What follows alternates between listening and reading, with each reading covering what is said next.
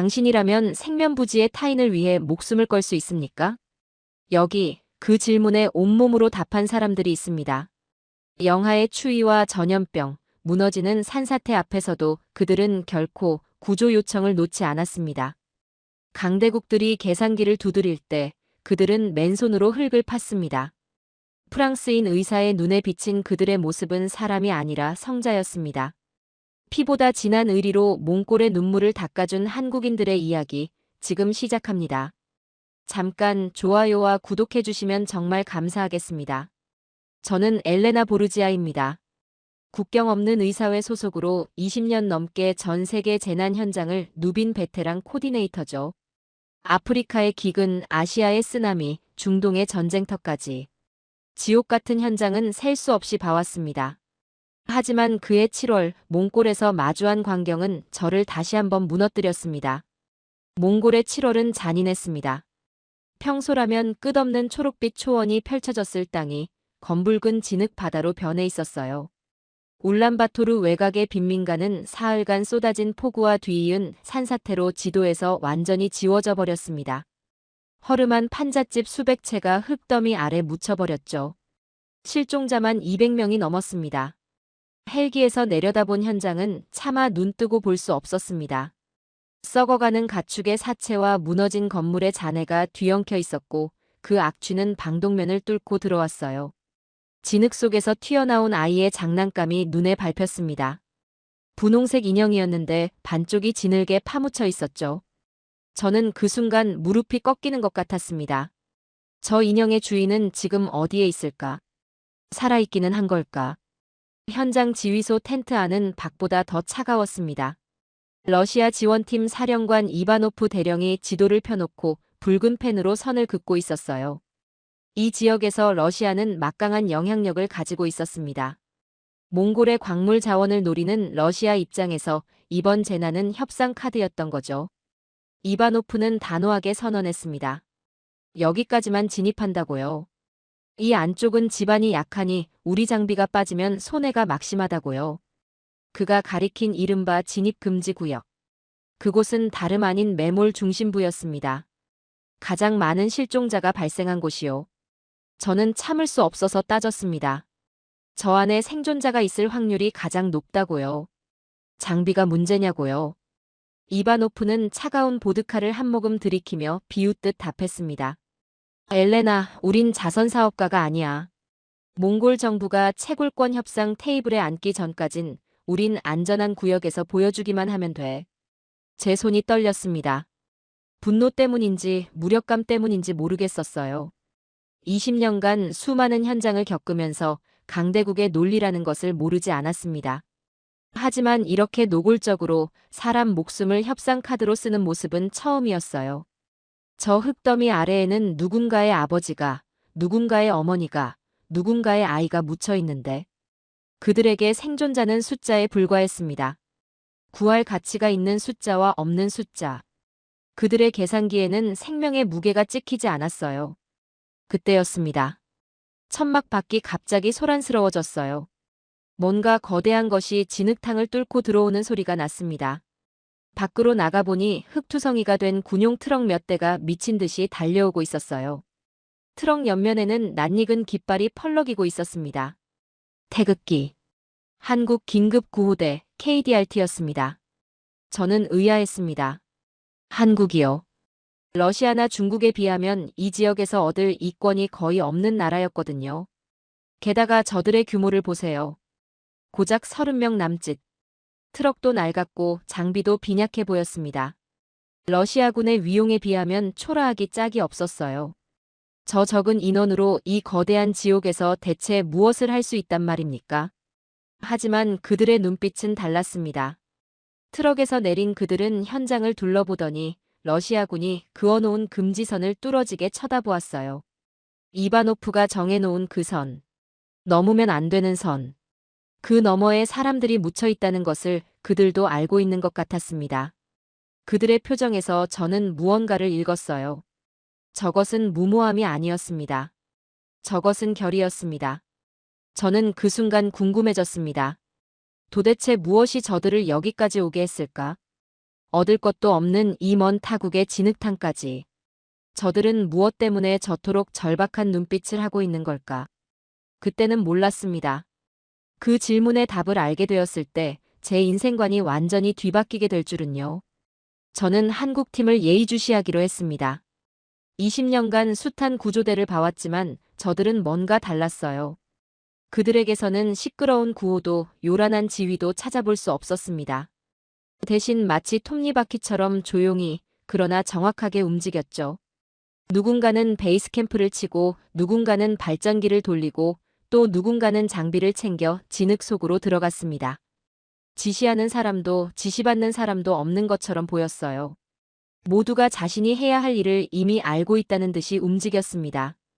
그들의 팀장으로 보이는 중년 남성의 이름은 박 대장이었습니다. 그의 눈빛은 기이할 정도로 고요했어요. 주변이 아무리 아수라장이어도 흔들리지 않는 호수 같았달까요? 그가 지시를 내릴 때면 대원들은 한치의 망설임도 없이 따랐습니다. 군인도 아닌데 저런 일사불란함이 가능한 건가 싶었어요. 나중에 알게 되었지만 그들 대부분은 군 복무 시절 특수부대 출신이었다고 합니다. 하지만 그때 제 눈에 그들은 그저 묵묵한 일꾼들로 보였을 뿐입니다. 그때 제 시선을 사로잡은 건 막내 대원으로 보이는 청년이었습니다. 앳된 얼굴에 그는 트럭에서 내리자마자 배낭을 뒤적거리더니 무언가를 꺼내 자신의 가슴 주머니에 소중히 넣었어요. 손이 떨리고 있었습니다. 낡은 사진처럼 보였는데 너무 멀어서 정확히 뭔지는 알 수 없었죠. 저는 그가 두려움에 떨고 있다고 생각했습니다. 아직 어린 친구가 이런 참혹한 현장을 감당할 수 있을까 걱정이 되기도 했고요. 하지만 제 예상은 완전히 빗나갔습니다. 방호복을 입은 그들은 러시아군이 위험하다며 포기한 구역으로 망설임 없이 발을 내디뎠거든요. 금지선을 넘는 순간 제 심장이 쿵 내려앉았습니다.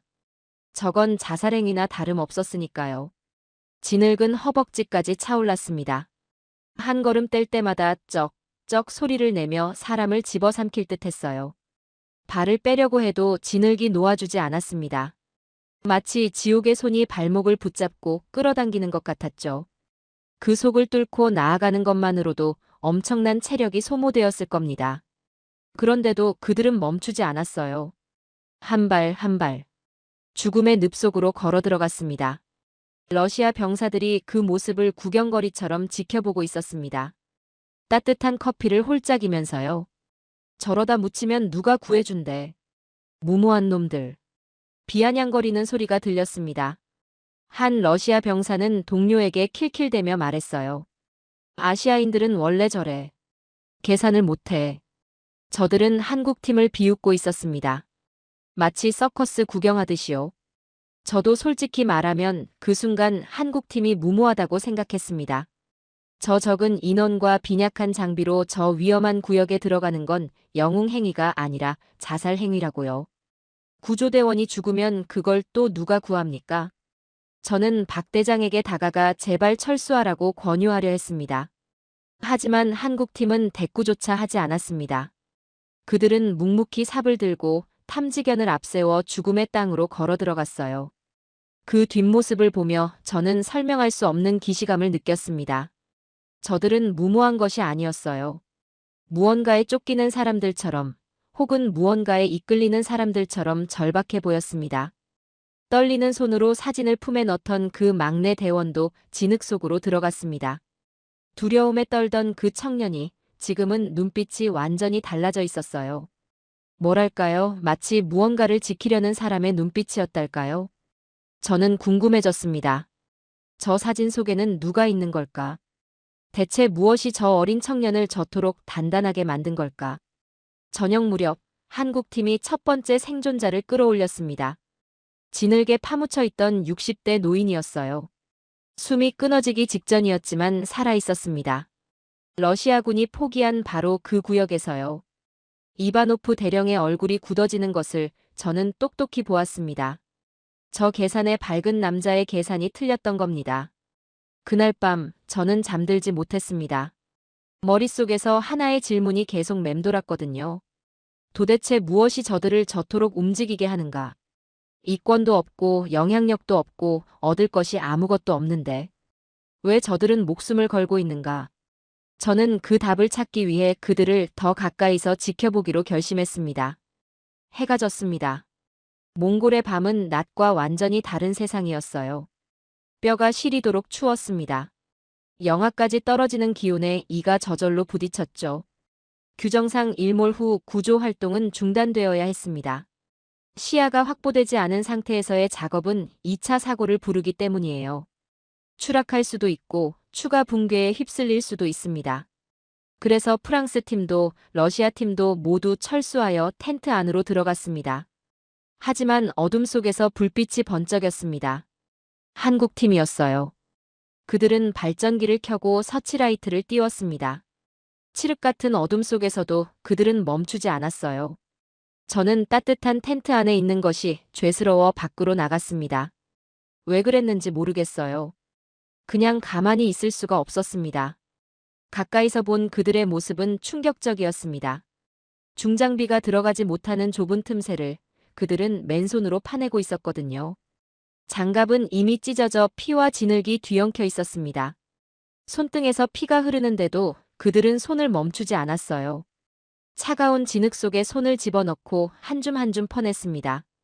영하의 날씨에 젖은 손으로요. 그 고통이 어땠을지 저는 감히 상상도 못합니다. 잠시 쉬어야 하지 않나요? 탈진합니다. 제가 소리쳤습니다. 박 대장은 땀범벅이 된 얼굴로 저를 잠깐 보더니 짧게 답했어요. 지금 멈추면 저 아래 있는 사람들은 얼어 죽습니다. 우린 아직 힘이 남았습니다. 거짓말이었습니다. 그들의 다리는 후들거리고 있었고 숨소리는 거칠었어요. 극심한 피로가 그들의 얼굴에 그대로 드러나 있었습니다. 하지만 그들은 10분씩 교대로 쪽잠을 자가며 작업을 이어갔어요. 누군가 쓰러지면 다른 사람이 그 자리를 채웠습니다. 쉬던 사람이 일어나면 쓰러진 사람이 겨우 눈을 붙였고요. 쉼없이 돌아가는 톱니바퀴 같았습니다. 저는 그들 옆에서 의료 지원을 하며 밤을 샜습니다.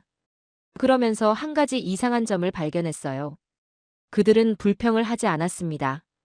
군인들도 저렇게 혹독한 작업을 하면 불평이 나오기 마련인데 그들은 아무 말이 없었어요. 오히려 서로를 걱정했습니다. 형, 좀 쉬어요. 아니야, 내가 더 피곤해 보여. 그런 말들이 오갔죠. 그들에게 구조는 의무가 아니라 사명인 것처럼 보였습니다. 새벽 3시경, 탐지견이 미친 듯이 짖기 시작했습니다. 반응이 있다는 신호였어요. 대원들이 그 지점으로 달려갔습니다. 30분간의 사투 끝에 진흙 속에서 한 여성이 끌어올려졌습니다. 숨을 쉬고 있었어요. 살아 있었습니다. 이어서 그 여성의 두 아이도 구조되었습니다. 어머니가 두 아이를 품에 안고 웅크린 채 흙더미를 버텨낸 거였어요. 사흘 동안 아이들을 살리기 위해 그날 밤 한국 팀은 기적처럼 생존자 4명을 끌어올렸습니다. 러시아 팀이 낮 동안 단 한 명도 구조하지 못하고 철수했을 때 한국 팀은 밤을 새워 생명을 건져 올린 겁니다. 러시아 팀은 따뜻한 텐트에서 잤고 한국 팀은 차가운 진흙 속에서 싸웠어요. 그 차이가 4명의 생명이었습니다. 새벽녘 구조된 아이를 안고 뛰는 막내 대원의 등 뒤로 하얀 입김이 뿜어져 나왔습니다. 그 모습이 아직도 눈에 선합니다. 아이는 구조대원의 품에서 잠들어 있었고 그 청년은 아이를 깨우지 않으려 조심조심 걸었어요. 그것은 단순한 구조 활동이 아니었습니다. 생명에 대한 경이로운 집착이었어요. 타인의 생명을 자신의 것처럼 소중히 여기는 저는 그런 인간들을 처음 보았습니다. 저는 그 새벽 의료진으로서가 아니라 한 인간으로서 고개를 숙였습니다. 저들 앞에서 저는 한없이 부끄러웠거든요. 저는 텐트에서 쉬려고 했습니다. 위험하니까요. 규정이니까요.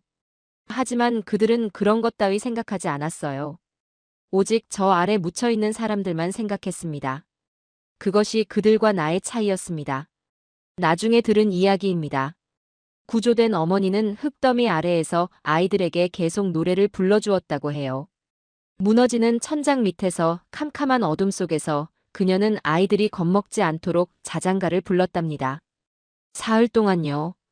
목이 쉬어 소리가 나오지 않을 때까지요. 한국팀 대원들이 그 이야기를 듣고 또 울었다고 합니다. 생명을 지키려는 의지는 국적을 넘어 통하는 것 같았어요. 사흘째 되던 날, 상황은 최악으로 치달았습니다. 고인 물이 썩으면서 수인성 전염병 증세를 보이는 환자들이 속출했어요. 콜레라와 장티푸스였습니다. 한번 퍼지면 걷잡을 수 없는 무서운 병이죠. 설상가상으로 기상청은 이틀 뒤 2차 폭우를 예고했습니다. 첫 번째 폭우보다 더 강력하다고요. 현장의 분위기는 급격히 어두워졌습니다. 러시아의 이바노프 대령이 긴급 회의를 소집했습니다. 각국 구조대 대표들이 지휘소에 모였어요. 저도 참석했습니다. 이바노프는 단호한 표정으로 선언했어요. 전염병 확산 우려가 있다. 우리 러시아 팀은 본국 지침에 따라 20km 후방으로 베이스 캠프를 물린다. 몽골 정부와의 협상이 끝날 때까지 대기한다. 사실상 철수 통보였습니다. 구조 활동을 중단하겠다는 거였어요. 저는 귀를 의심했습니다. 아직 100명이 넘는 실종자가 흙더미 아래 묻혀 있는데 철수라니요. 하지만 이바노프의 논리는 명확했습니다. 대원들의 안전이 우선이다. 전염병에 걸리면 우리 측 피해가 막심하다. 그는 생명을 구하러 온 것이 아니라 러시아의 영향력을 확보하러 온 것이었습니다. 이바노프는 한국팀 박 대장을 보며 비릿하게 웃었습니다. 한국팀도 빠지는 게 좋을 거요. 당신들 장비로는 2차 붕괴를 못 막아. 괜히 영웅 놀이하다가 대원들 시체 치우게 하지 말고. 그 말투에는 조롱과 경고가 섞여 있었어요. 너희가 여기 남아봤자 소용없다는 투였습니다. 분위기가 얼어붙었습니다. 솔직히 말씀드리면 합리적인 판단으로는 이바노프의 말이 틀리지 않았어요. 전염병의 붕괴 위험까지 있는 곳에 남는 건 객관적으로 위험한 행동이었습니다. 저조차도 박 대장에게 철수를 권유하려고 했습니다. 더 이상 희생을 늘리지 말자고요. 하지만 박 대장의 반응은 예상 밖이었습니다. 그는 이바노프의 눈을 똑바로 쳐다보았어요. 피하지 않고 물러서지 않고요. 그리고 통역병을 통해 나직하게 말했습니다. 우리가 떠나면 저 흙더미 아래 남은 사람들은 누가 꺼냅니까? 당신네 나라 계산기에는 저 사람들의 목숨값이 안 찍히나 봅니다. 순간 회의장이 얼음장처럼 굳었습니다. 이바노프의 얼굴이 불그락푸르락해졌어요. 뭐라고? 이 건방진. 그가 자리를 박차고 일어났습니다. 하지만 박 대장은 이미 짐을 챙겨 나가고 있었어요. 뒤도 돌아보지 않았습니다. 그의 등은 고닫고 발걸음은 흔들림이 없었습니다. 한국팀은 철수는커녕 환자들이 있는 텐트 옆으로 자신들의 숙소를 옮겼습니다. 가장 위험한 곳으로요. 전염병 환자들 바로 옆에서 자겠다는 거였어요. 감염의 공포조차 그들을 막지 못했습니다. 저는 믿을 수 없었습니다. 저들은 대체 왜 저러는 걸까? 무엇이 저들을 저토록 단단하게 만드는 걸까? 이바노프가 떠나면서 저를 보고 말했어요. 당신도 현명해지시오, 엘레나. 저 아시아인들은 비이성적이야. 저러다 다 죽어. 저는 대답하지 않았습니다. 그 순간 저는 누가 비이성적인 건지 헷갈렸거든요. 계산에 밝아서 생명을 포기하는 것이 이성적인 건가요? 계산 없이 생명을 구하려는 것이 비이성적인 건가요? 저는 알 수 없었습니다. 그날 밤 저는 한국팀 캠프 쪽을 바라보았습니다. 그들은 환자들을 돌보고 있었어요. 감염 위험을 무릅쓰고요. 그들의 손에는 소독약이 들려 있었고 얼굴에는 피로가 가득했지만 눈빛만은 살아 있었습니다. 저는 결심했어요. 나도 남겠다고. 저들 옆에서 의료 지원을 계속하겠다고. 이것은 더 이상 논리의 영역이 아니었습니다. 저들의 헌신 앞에서 저는 계산하는 것이 부끄러웠거든요. 러시아 팀의 트럭이 먼지를 날리며 사라져갔습니다. 현장에는 한국팀과 몇몇 자원봉사자들만 남았어요. 2차 폭우가 다가오고 있었습니다. 하늘은 점점 어두워지고 있었고요. 하지만 한국팀의 서치라이트는 여전히 어둠을 밝히고 있었습니다. 그 빛이 저에게는 희망처럼 보였어요. 우려했던 폭우가 쏟아졌습니다. 빗줄기는 하늘에 구멍이 뚫린 듯 퍼부었어요. 손바닥만 한 빗방울이 온몸을 때렸습니다. 우산 따위는 소용이 없었어요. 비가 아니라 폭포 아래 서 있는 기분이었습니다. 빗소리가 너무 커서 옆 사람의 말도 들리지 않았죠. 땅이 울리기 시작했습니다. 쿵, 쿵, 쿵. 마치 거대한 심장이 뛰는 것처럼요. 추가 붕괴의 전조였습니다. 산비탈에 금이 가는 소리가 들렸어요. 저는 본능적으로 알았습니다. 무너진다. 다시 무너진다. 공포가 밀려왔습니다. 러시아 팀은 이미 안전지대로 철수한 뒤였습니다.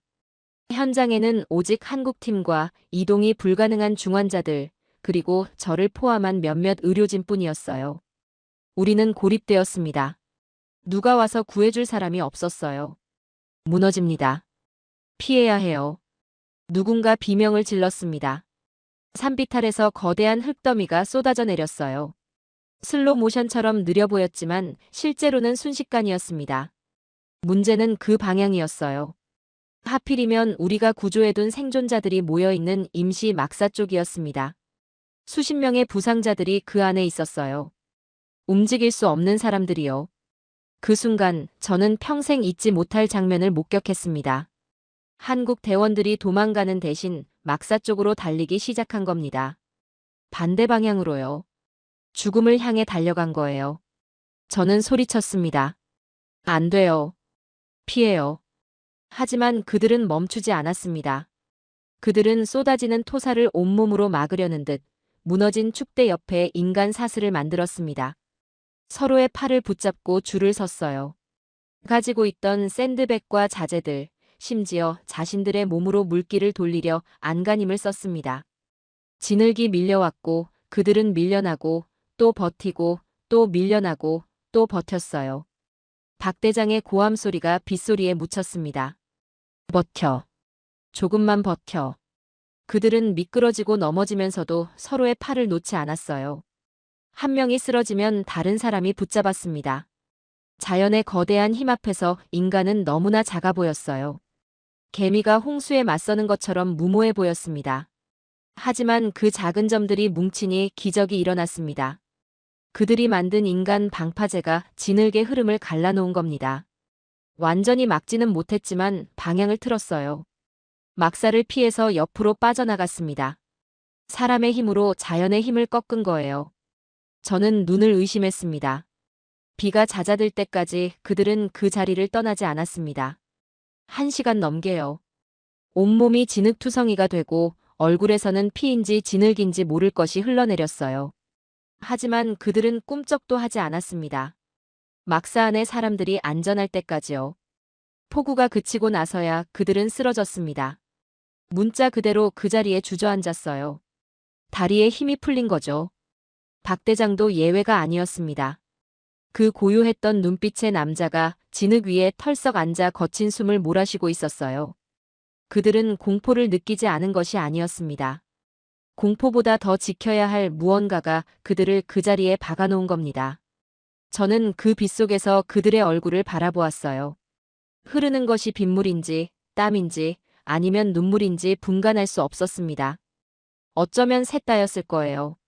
막사 안의 부상자들 중 단 한 명도 추가 피해를 입지 않았습니다. 한국팀이 자신들의 몸으로 막아낸 덕분이었어요. 저는 그날 영웅이라는 단어의 진짜 의미를 배웠습니다. 영웅은 두려움이 없는 사람이 아니에요. 두려움보다 더 큰 무언가를 위해 행동하는 사람입니다. 그들이 바로 그랬습니다. 한 대원이 나중에 저에게 말했어요. 무섭지 않았냐고 물었더니 그가 대답했습니다. 무서웠죠. 다리가 후들거렸어요. 근데 막사 안에서 아이 울음소리가 들렸거든요. 그 소리를 듣는 순간 도망칠 수가 없었습니다. 그 말이 오래도록 제 가슴에 남았어요. 그들은 특별한 능력이 있어서 영웅이 된 게 아니었습니다. 그냥 외면할 수 없었던 거예요. 그 단순한 마음이 기적을 만든 겁니다. 비가 잦아들었지만 피해는 컸습니다. 한국팀 대원들도 부상을 입었어요. 팔이 부러진 대원이 있었고 다리를 심하게 절뚝거리는 대원도 있었습니다. 모두가 만신창이었죠. 그런데도 그들은 응급처치만 대충 한 채 다시 삽을 들었습니다. 쉬라고 해도 듣지 않았어요. 그때 탐지견이 특정 지점에서 미친 듯이 짖기 시작했습니다. 다른 때와는 달랐어요. 발을 동동 구르면서 온몸으로 신호를 보내고 있었죠. 대원들이 달려갔습니다. 음파 탐지기를 돌렸더니 지하 5m 지점에서 미약한 반응이 잡혔어요. 누군가 묻혀 있었습니다. 문제는 깊이였습니다. 5m라니요. 중장비 없이 그 깊이를 파는 건 거의 불가능했어요. 게다가 2차 붕괴 위험이 있는 지점이었습니다. 다시 무너지면 파는 사람까지 묻힐 수 있었죠. 러시아 팀이 있었다면 절대 허가하지 않았을 작업이었습니다. 객관적으로 보면 생존 가능성은 제로에 가까웠어요. 하지만 박 대장은 판다고 했습니다. 반응이 있어. 살아있어요. 모두가 고개를 저을 때 한국인들은 다시 땅을 파기 시작했습니다. 맨손으로요. 삽이 닿지 않는 곳은 손으로 직접 파냈습니다. 손톱이 뒤집어지고 손가락 끝에서 피가 배어 나왔어요. 장갑은 이미 너덜너덜해져서 소용이 없었습니다. 1시간, 2시간. 침묵 속에 사투가 이어졌습니다. 아무도 말이 없었어요. 오직 흙을 퍼내는 소리만 들렸습니다. 스억, 스억, 스억. 그 소리가 제 귀에 아직도 선합니다. 해가 기울고 다시 어둠이 내려앉았습니다. 서치라이트가 켜졌어요. 그래도 그들은 멈추지 않았습니다. 그리고 마침내 작은 구멍 사이로 희미한 소리가 들렸습니다. 처음에는 귀를 의심했어요. 바람 소리인가 싶었거든요. 하지만 분명했습니다. 아이의 울음소리였어요. 엄마. 그 가느다란 목소리가 어둠을 뚫고 올라왔습니다. 현장에 있던 모든 사람이 숨을 멈췄습니다. 저도 그랬어요. 심장이 터질 것 같았습니다. 살아있다. 진짜로 살아있다. 5m 아래에서 사흘 넘게 묻혀있던 생명이 아직 살아있는 겁니다. 한국 대원 한 명이 좁은 틈으로 상반신을 집어넣었습니다. 위험천만한 행동이었어요. 그 틈이 무너지면 그 대원도 함께 묻힙니다. 하지만 그는 망설이지 않았습니다. 몸을 밀어넣고 팔을 뻗었어요. 얼마나 시간이 흘렀을까요? 1분, 2분. 영원처럼 느껴졌습니다. 그리고 잠시 후 흙투성이가 된 5살배기 여자아이가 대원의 품에 안겨 올라왔습니다. 작은 몸이 부들부들 떨리고 있었어요. 눈은 겁에 질려 있었고 온몸이 상처투성이었지만 숨을 쉬고 있었습니다. 38번째 생존자였습니다. 아이를 받아든 막내 대원이 그 자리에 주저앉았습니다. 그리고 엉엉 울기 시작했어요. 어른 남자가 산사태 앞에서도 물러서지 않던 그 강인한 청년이 고작 그 작은 생명 하나를 끌어안고 어린아이처럼 펑펑 울었습니다. 다른 대원들도 마찬가지였어요. 박 대장까지도 눈시울이 붉어져 있었습니다. 저도 울었습니다. 참을 수가 없었어요. 20년간 수많은 현장을 겪으면서 굳어졌다고 생각했던 제 마음이 그 순간 완전히 무너져 내렸습니다. 저는 그때 깨달았어요. 이들에게 구조는 임무가 아니라 본능이라는 것을요. 저 아이 하나를 살리기 위해 그들은 모든 것을 걸었습니다. 계산하지 않고 따지지 않고 그냥 파고 또 팠어요. 그들의 눈물은 제가 평생 본 것 중 가장 숭고한 액체였습니다. 저는 더 이상 그들을 분석할 수 없었어요. 이해하려 하지도 않았습니다. 그저 경외할 뿐이었습니다. 저들은 인간이 얼마나 아름다워질 수 있는지를 보여주고 있었거든요. 구조된 아이의 어머니가 뒤늦게 현장에 도착했습니다. 산사태 때 다른 지역에 있어서 살아남은 분이었어요. 아이가 묻혔다는 소식을 듣고 미친 듯이 달려왔지만 포기하라는 말만 들었다고 해요. 그런데 한국팀이 아이를 살려낸 겁니다. 그녀는 아이를 안고 한국 대원들 앞에 무릎을 꿇었습니다. 말이 통하지 않아서 그저 절만했어요. 몇 번이고요. 대원들이 황급히 부축해 일으켜 세웠지만 그녀의 눈에서는 눈물이 멈추지 않았습니다. 구조 작업이 마무리될 무렵이었습니다. 저는 의무 텐트에서 부상자들을 돌보고 있었어요. 그때 텐트 한 구석에서 수액을 맡고 있는 사람이 눈에 들어왔습니다. 바로 그 막내 대원이었어요. 며칠 전 트럭에서 내리자마자 떨리는 손으로 가슴 주머니에 무언가를 넣던 바로 그 청년이요. 그는 탈진과 고열로 쓰러지기 직전이었습니다. 젊은 몸이라 버틴 거지 보통 사람이었다면 진작 실려갔을 상태였어요. 저는 그에게 다가가 수액을 확인해 주었습니다. 그의 손을 보았어요. 손톱이 빠지고 손바닥은 물집과 굳은 살로 뒤덮여 있었습니다. 채 20살이 되었을까 싶은 그 손이 마치 수십 년간 노동을 한 사람의 손처럼 거칠었습니다. 그때 그의 가슴 주머니에서 삐져나온 낡은 사진이 눈에 들어왔습니다. 제가 며칠 전에 보았던 바로 그 사진이었어요. 저는 조심스럽게 물었습니다. 여자친구인가요?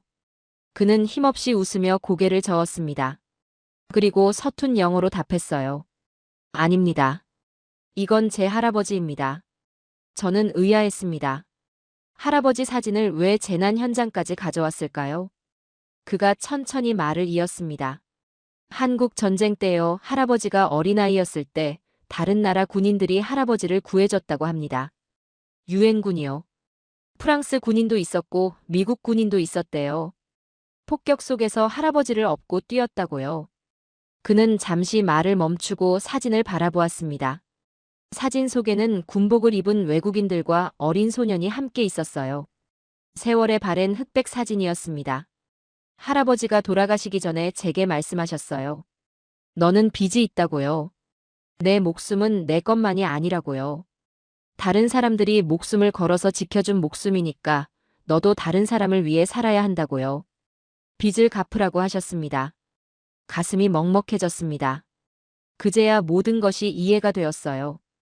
트럭에서 내리던 날, 그가 떨리는 손으로 가슴에 사진을 품었던 이유를요. 그것은 두려움이 아니었습니다. 60년 전의 약속이었던 거예요.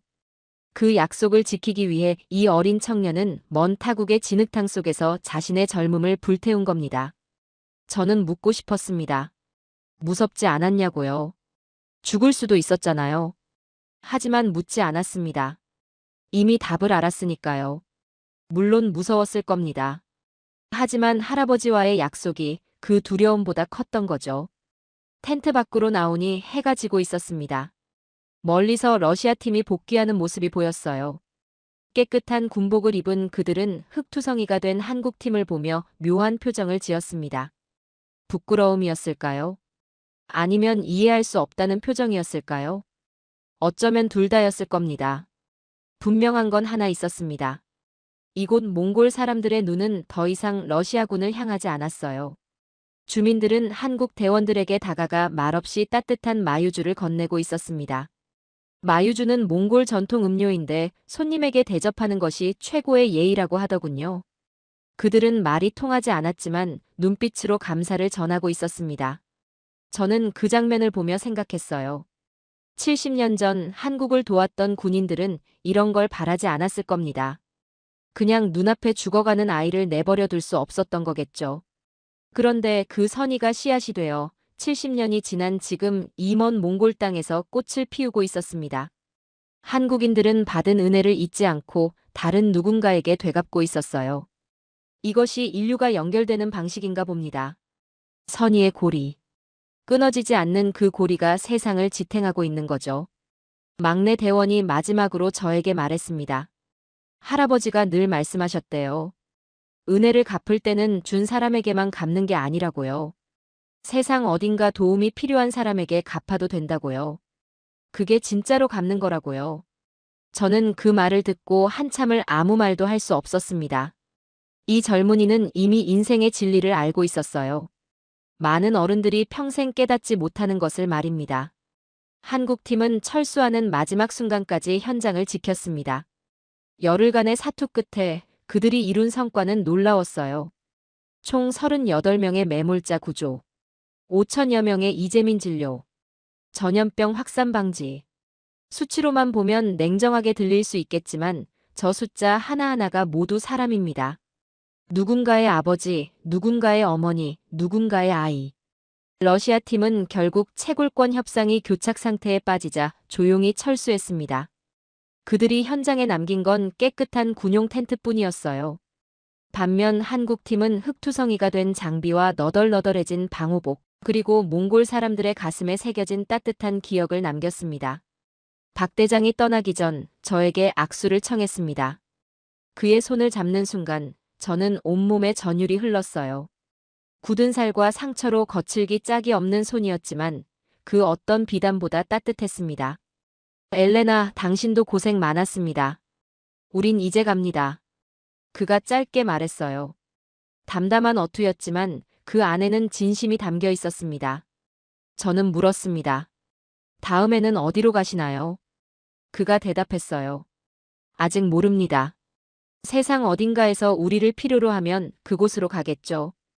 아무렇지 않게 말했지만 그 한마디가 저를 흔들었어요. 저들은 계획도 없이, 보상도 없이, 그저 부름받은 곳으로 달려가는 사람들이었습니다. 트럭이 출발했습니다. 저는 멀어지는 트럭을 바라보며 다짐했어요. 이 이야기를 세상에 알려야겠다고요. 지금까지 저는 수많은 보고서를 작성해왔습니다. 하지만 이번만큼은 다를 거예요. 단순한 보고서가 아니라 이들의 이야기를 유엔 본부에 제출할 겁니다. 그리고 전 세계에 알릴 거예요.